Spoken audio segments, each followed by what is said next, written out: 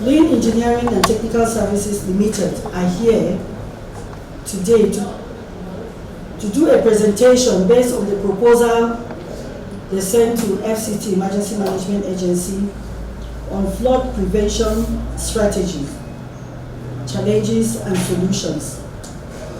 They sent their proposal, and DG, having gone through the proposal, sent it to the Department of Forecasting, Response and Mitigation.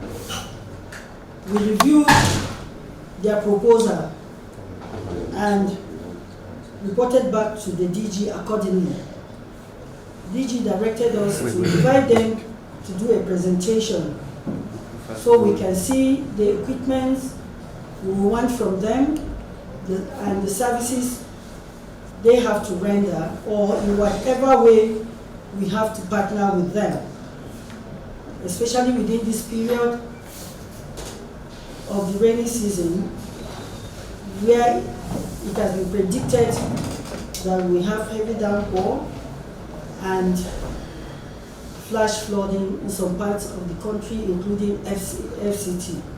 And that is why Lean Energy and Technical Services are here, so we can see if we'll be able to add more to our mitigative measures. So whatever we have here, we'll be able to pick out of it and add to other mitigative measures we have put in place already.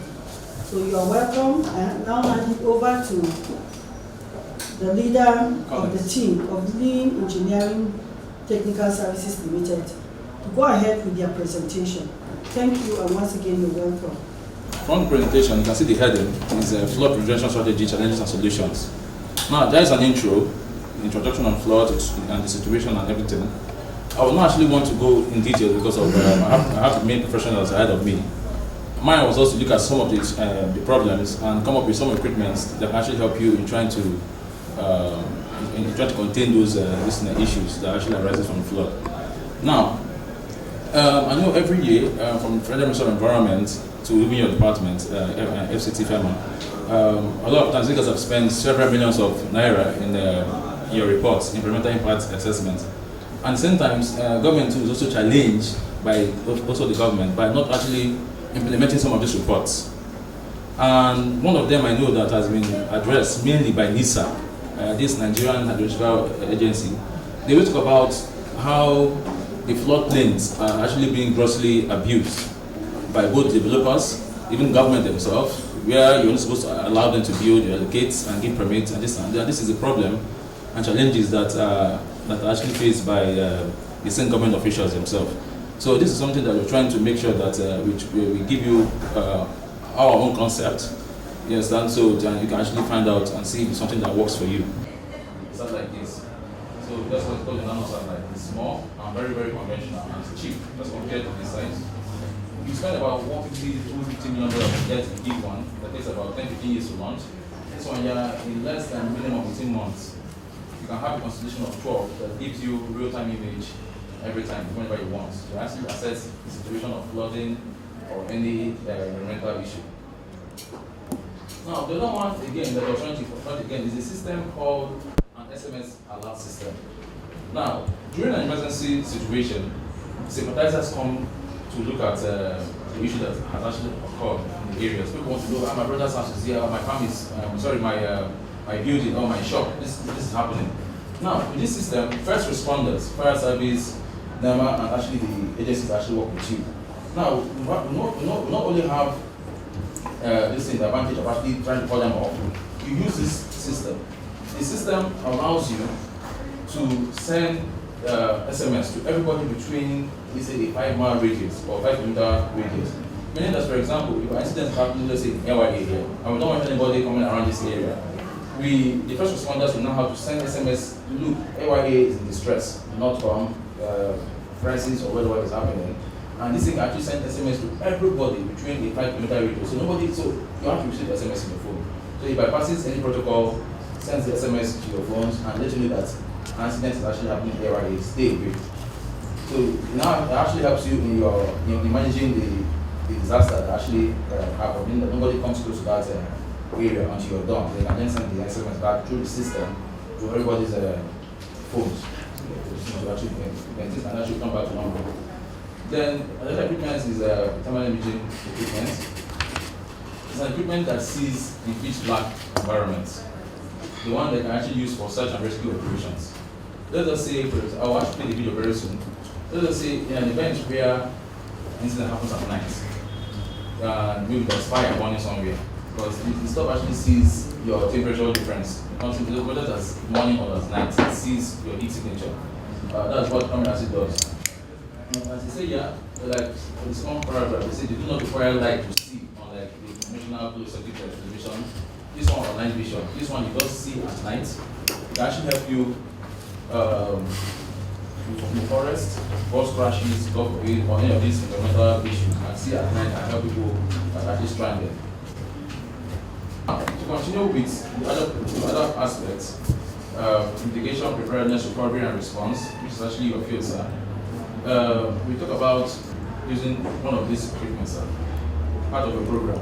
Now, the use of equipment, powerful high-flow sewer grinders for pump stations and headworks. The use of these particular things is to make sure that they are installed in some areas where they have big sewers, big gutters. Like most of these, what do they call it? After you have culverts, like this gutter that runs on pipes, right?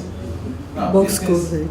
Sir? The box culvert. I think so. Manhole. Where you have these big gutters. Manholes. Yeah, between the manholes. And I know SK has on the ground sewers. On the sewer line. Okay. Now, around my area where I live, we say two. I have about 3 of them spilling sewer right now. We don't know what has caused it, maybe sanitary pad, maybe wood, debris, dirt, I don't know what's causing it. Now, if you look at the picture, this is actually massive. So you see the picture of one of them.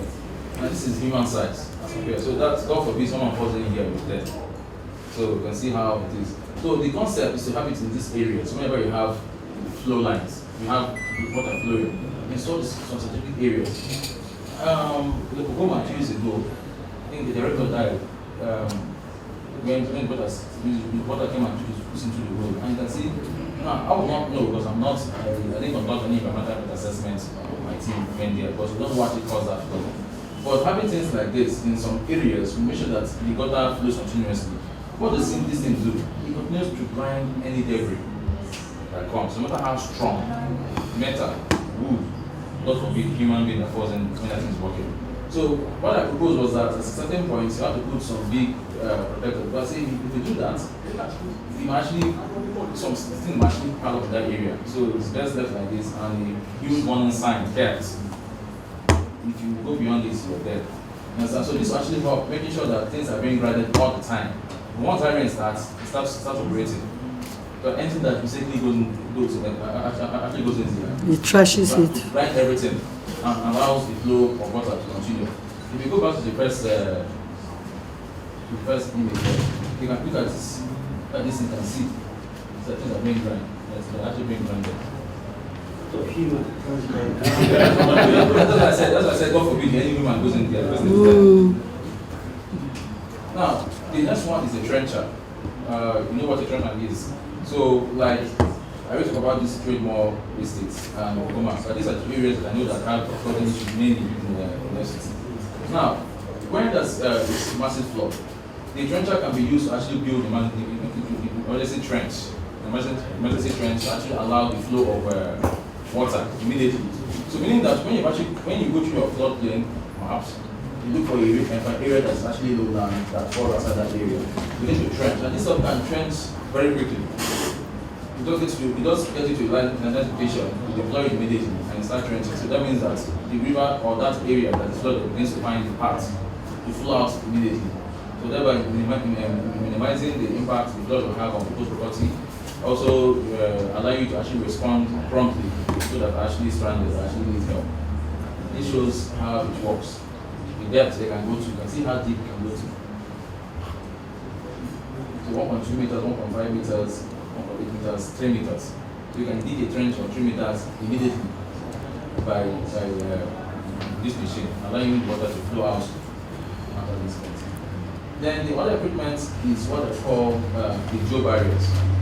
Now in the case where there are floods in some certain areas, like I talk about, basically, I've experienced flood in City before.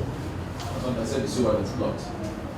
Now, why I propose a partnership with the Nigerian Army and Engineering Corps to help in the rapid deployment.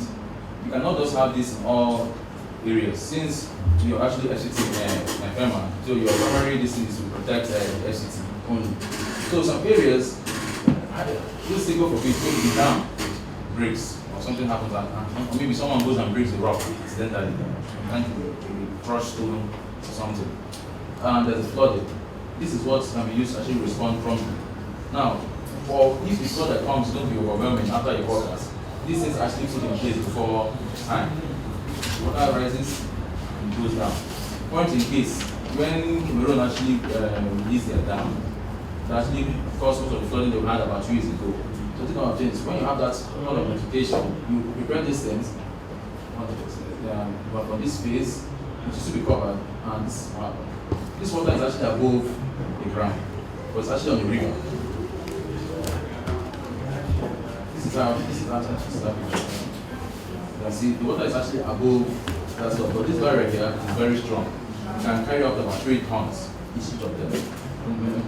So land them like that, and you can still go about your business. This is actually a neighborhood, I think, in New Zealand. Where this thing was actually tested. It was actually on a river too as well, and they protected the entire neighborhood of this. And the other equipment too also proposed too was to have a flood gates. Now this is where building codes needs to be enforced. Let's say, for example, we actually want to respond to people that are actually stranded, because sometimes you have flash floods, and flash floods don't last, but they come and they come with their own issues, and they cause a lot of havoc, and they go. Now, when these building codes are not actually adhered to, what happens? Flood comes and if you are to buy this and give that to people, you find out that some people's door is less than 3 feet, some people's door will be 4 feet, some people's door will be 2 something feet. So how would you then fit? But the company came up with a one-size-fits-all solution where you can actually adjust these doors. But the building code too needs to be followed. So in case where the models are available are just the ones that just need to fit, maybe fit on the 3 feet door thereabout, because most of those are actually 3 feet in width.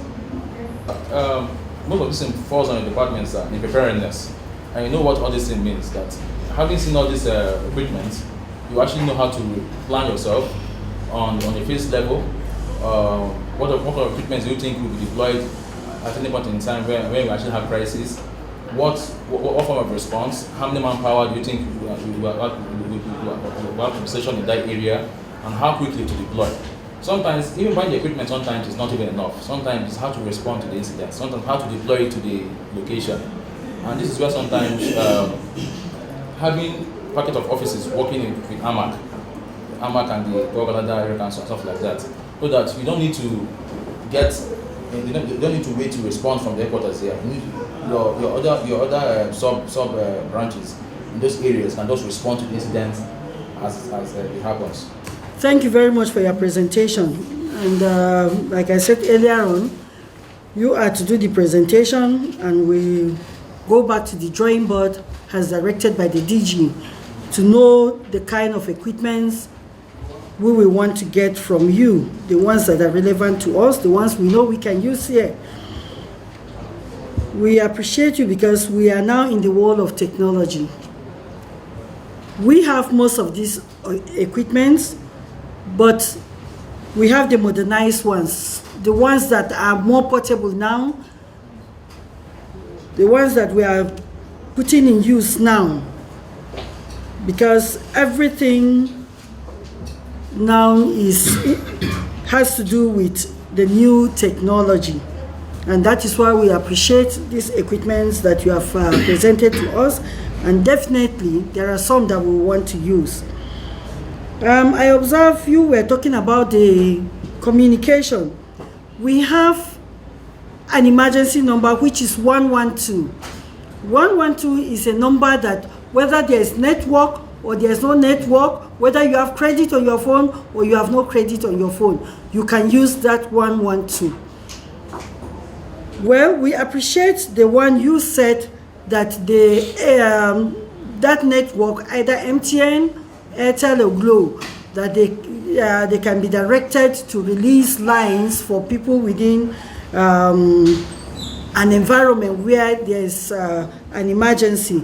yes, it's an additional idea. But for now, in FCT, in the whole country, 112, because there are times we receive calls through 112 that it has to do with Lagos, Minna, and other places. So that issue of communication is sorted out. We will look into this, your idea of calling the network providers to a kind of release lines for members of that community.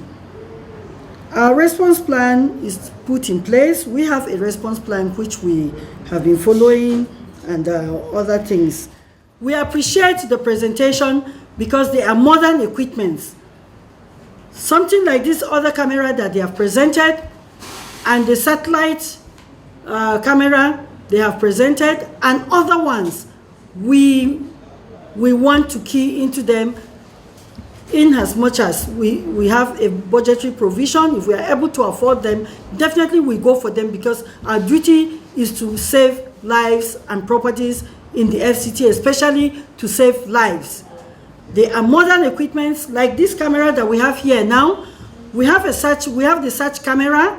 We have a lot of other equipments like the cutting equipments and other ones that we have on ground. They are big equipments, but with the modern technology, we have very portable ones and the ones that we go on the sky.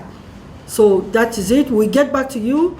We report back to the management, to the DG, and we identify the ones that we will need from you. Thank you very much, and we hope to get back to you very soon. I think today, the 24th of July, I came to visit the FCT to show them some equipment that we have that can actually help them in their search and rescue operations. For a very long time, they have actually been doing a lot of stuff, so we felt that our company needed to show them what we can provide that can actually help them in the search and rescue operations in the FCT and probably extend to the national level. So that's why I actually came here to see, because you know that they actually have a lot of things on their hands right now. So anything that we can actually do to help minimize the workforce, you understand, that they have, you understand, to actually help the other staffs prioritize on other things. So we came here to actually see how we can actually assist, to partner with them, and to see how some of our equipment can actually become useful. One of the things we proposed to them is a thermal imaging camera, a camera that sees in pitch black environment, in a situation where someone's actually lost on the flooding, or maybe a situation where someone's actually stranded, maybe hooked to something and can't really communicate, and they can actually use the hailing device to communicate with the person, and the person can actually indicate where he or she is stranded, or where the person is, by actually waving his or her hands, or maybe waving the clothes, or maybe trying to set up a fire. Because of the communications will be so ambiguous that they'll have to speak. So wherever you are, we can't find you. Please let us know if you're okay. Maybe give us a signal. We can know if you're okay or thereabout. They can start to light a piece of clothes that can actually bring out smoke. And so, as long as the first responders are actually attentive, after giving that message, they can actually wait for 5 or 10, 15 minutes in that area before they can move on. They can be able to see the signal that the person has actually put out. Maybe either a smoke signal, or maybe trying to stand up, irrespective of the person's condition. So we can actually help them to actually respond to the person's situation. So the two equipment that we brought is to actually help them see and also communicate. Our plan to ensure that we equipped our staff with the working tools. These are tools that will help us in mitigating the floods. We have some of them, but they are outdated. You know, technology keeps improving. So that was why we had to invite him to come and do the presentation and look at it and see where we can key in and see where we can also buy some of those equipment so that we can have tools at our hands to work with. So we are always trying to see how we can improve our own plans, and then also ensure that our staff have adequate tools to work with.